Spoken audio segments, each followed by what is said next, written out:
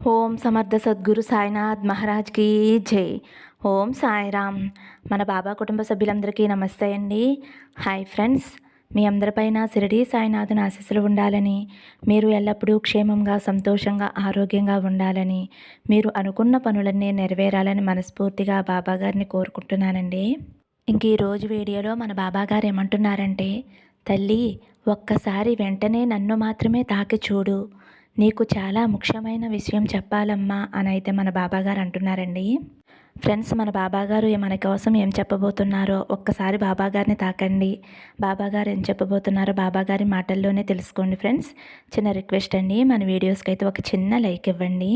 నన్ను తాకిన నా బిడ్డ ఎవరైతే ఉన్నారో, తల్లి నీ మీద నాకు చాలా కోపంగా ఉందమ్మా. ఎందుకు బాబా నా మీద నీకు అంత కోపం అని అనుకుంటున్నావా తల్లి? అవునమ్మా, ఎన్ని రకాలుగా నీకు ధైర్యం చెప్తున్నా సరే మళ్ళీ మొదటికే వస్తున్నావు తల్లి. పిరికి దానిలా చాలా భయపడిపోతున్నావు, ఆందోళన పడిపోతున్నావు. నీకు ఎన్నో రకాలుగా సందేశాలు పంపిస్తున్నాను. బిడ్డ ధైర్యంగా ఉండు, అంతా నేను చూసుకుంటాను అని చెప్తున్నాను. అయినా సరే అవన్నీ కూడా విననట్టే విని పెడచెవిన పెట్టేస్తున్నావు. నాకు ఈ బ్రతుకు వద్దు, నాకు బ్రతకాలని లేదు, నేను ఈ బాధలు పడలేకపోతున్నాను, ఈ కష్టాలను అనుభవించలేకపోతున్నాను అని నువ్వు చాలా ఆందోళన పడిపోయి భయపడిపోతున్నావమ్మా. చాలా బాధపడిపోతున్నావు తల్లి. నేను నీకు ఎప్పుడూ చెప్పేది ఒకటే కదమ్మా, నువ్వు ఏ విషయంలోనూ కూడా భయపడవద్దు తల్లి. నీ వెనకే నేను ఉంటున్నాను, నేను ఉన్నాను. నీకు ఏమి జరిగినా సరే అలా చూస్తూ ఉండు. నీకు చివరికి అంతా కూడా మంచే జరుగుతుంది తల్లి. భగవంతుడు ఎప్పుడూ కూడా నీకు అన్యాయం చేయడు తల్లి అని నీకు ఎన్నో రకాలుగా చెబుతున్నానమ్మా. నీకు ఎన్నో రకాలుగా ధైర్యాన్ని నూరిపోస్తున్నాను. కానీ నువ్వు అవేమీ పట్టించుకోకుండా నీ మనసును కంగారు పెట్టేసుకుంటున్నావు, ఆందోళనకి గురి చేసేస్తున్నావు, ఎక్కి ఎక్కి ఏడుస్తున్నావు, ఎంతో బాధపడిపోతున్నావు. నిద్రాహారాలు మానేశావు, తిండి తిప్పలు లేకుండా అదే ఆలోచనతోటి వచ్చిన కష్టం పోతుందా లేదా, ఈ సమస్య తీరుతుందా లేదా అనే భయంతోటి ఆందోళనతోటి ఉంటున్నావమ్మా. నేను చెప్పాను కదమ్మా, ఇదంతా కూడా కర్మఫలమమ్మా. ఒక్కసారిగా పోదు కదా తల్లి. ఇప్పుడు నీకు సమస్య వచ్చింది, వచ్చిన వెంటనే ఎలా పోతుందమ్మా? ఒక్కసారి ఆలోచించు. నేను కూడా ఎన్నో ప్రయత్నాలు చేస్తున్నానమ్మా. నీకు వచ్చిన కష్టం మామూలుది కాదు, పెద్ద కష్టమే. అయినా సరే నేను నీకు ధైర్యాన్ని ఇవ్వటానికి ఎన్నో ప్రయత్నాలు చేస్తున్నాను. నేను ఎన్నో సందేశాలు పంపిస్తున్నాను.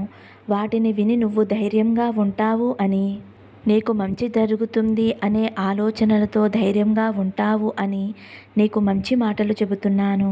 అయినా కానీ నువ్వు వాటిని పట్టించుకోకుండా నీ మనసుని కష్టపెట్టేసుకుంటున్నావు. చాలా బాధపడిపోతున్నావు తల్లి. ఇప్పుడు మళ్ళీ చెబుతున్నాను వినమ్మా. నీకు వచ్చిన కష్టం తొలగిపోతుంది తల్లి. ఆ కష్టాన్ని నేను తీసివేస్తున్నాను. నిన్ను చుట్టుముట్టిన సమస్యలన్నీ కూడా తొలగిపోతాయి తల్లి. ఎన్నాళ్ళు కూడా ఎన్నో ఎన్నో బాధలు పడ్డావు. నీ మనసు ఇలా కృంగిపోవటానికి కారణం నువ్వు పడిన కష్టాలే. అందువల్ల నీ మనసు చాలా సున్నితమైపోయింది. ఏ చిన్న కష్టాన్ని కూడా భరించలేకపోతున్నావు. అది నాకు తెలుసమ్మా. అందుకే చెబుతున్నాను ధైర్యంగా ఉండాలి తల్లి అని.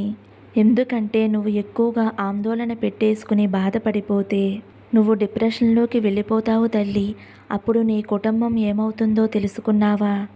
నువ్వు నీ గురించే కాదు, నీ కుటుంబం గురించి, నీ కడుపున పుట్టిన బిడ్డల గురించి, వెనకాల మీ పెద్దవాళ్ల గురించి, వీళ్ళందరి గురించి కూడా నువ్వు ఆలోచించాలమ్మా.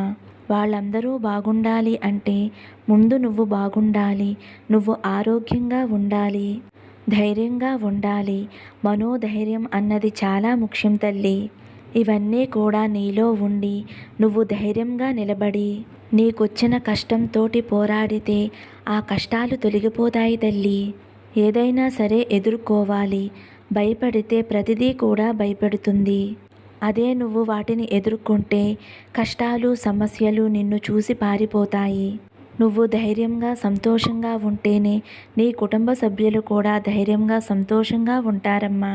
నువ్వు దిగాలు పడిపోయి ఆరోగ్యాన్ని పాడు చేసుకుంటున్నావు. నిన్ను చూసి నీ కుటుంబం వారంతా కూడా బాధపడుతున్నారు. ఒక్కసారి నీ బిడ్డల పరిస్థితి గురించి ఆలోచించమ్మా. వారు ఏదైనా సరే నిన్ను చూసే నేర్చుకుంటారు. నువ్వు దిగాలుగా ఉంటే అమ్మ ఇలా ఉంటుందే అని వారు దిగాలుగా ఉంటారు. కాబట్టి నీ బిడ్డల కోసమైనా సరే నువ్వు తల్లి ఎంతో ధైర్యంగా ఉండాలి. మనోధైర్యాన్ని తెచ్చుకోవాలి. బాబా ఉన్నారులే, బాబా అంతా చూసుకుంటారులే అనే నమ్మకం నీలో కలగాలి తల్లి. నేను ఉన్నాను కదమ్మా, నీకు సహాయం చేయటం కోసమే నేను ఉన్నాను తల్లి. నేను నీ ఇంట్లోనే ఉన్నాను, నీ పక్కనే ఉంటున్నాను. నువ్వు గ్రహించలేకపోతున్నావమ్మా. నేను నీ పక్కన ఉండి నీకు వచ్చిన కష్టాన్ని కొంచెం కొంచెంగా తీసేస్తున్నానమ్మా. అది నువ్వు తెలుసుకోవాలి తల్లి. ఇక నీ కష్టకాలం పూర్తయిపోయిందమ్మా. నువ్వు బాధపడవద్దు, భయపడవద్దు. ఎటువంటి చెడు ఆలోచనలను మనసులోకి రానివ్వద్దమ్మా. చనిపోవాలి అన్న ఆలోచన అస్సలు రానివ్వద్దు తల్లి. కష్టాలు తొలగిపోయే సమయంలోనే కష్టం మరింత బాధిస్తుంది, ఎక్కువగా బాధ పెడుతుంది. అప్పుడే నువ్వు అనుకోవాలి, ఇంత బాధ అనుభవిస్తున్నాను అంటే కష్టాలు తొలగిపోతున్నాయి అని నువ్వు అర్థం చేసుకోవాలి తల్లి. ఇప్పుడు నీది అదే పరిస్థితి అమ్మా. కష్టాలు నిన్ను ఎంతో బాధిస్తున్నాయి అంటే అవి తొలగిపోయే రోజు వచ్చేసిందమ్మా. కష్టకాలం పూర్తయిపోయింది. ఆనందమైన సంతోషకాలం నీకు ఆరంభమైంది తల్లి. నీ బాబా తండ్రిని నేను చెబుతున్నాను కదమ్మా. నీ సాయినాథుడు ఎన్నడూ కూడా నీకు అబద్ధం చెప్పడు తల్లి. నువ్వు ఎప్పుడూ కూడా ధైర్యంగా ఉండు. మనోధైర్యాన్ని పెంచుకో. నా జీవిత చరిత్రను పఠించు, నా విభూతిని ధరించు, నా నామస్మరణ చేయి తల్లి. ఇలా నువ్వు ప్రతిక్షణము కూడా ఉన్నావు అంటే నీలో ధైర్యం కలిగి ఏదైనా సరే నువ్వు పొందగలుగుతావు. దేనినైనా పోరాడి నీ కష్టాలు వెళ్ళగొట్టుకునే మార్గాలు నీకు కనిపిస్తాయి. ఏమి చెయ్యాలో ఏమీ దిక్కు దోచడం లేదు అన్న సమయంలో నువ్వు ఏమీ చేయవద్దు తల్లి. నీ భారాన్నంతా కూడా నా మీద వేసేయి. నువ్వు అలా కూర్చుని ఉండు అంతే. నా శరణాగతి పొందు, నా పాదాల దగ్గరే శరణ వేడుకో అంతే తప్ప నువ్వు ఏమీ చేయవద్దు. ఇది చేస్తే బాగుంటుందేమో, అది చేస్తే బాగుంటుందేమో అని నా ఆజ్ఞ లేకుండా ఏమీ చేయవద్దు తల్లి.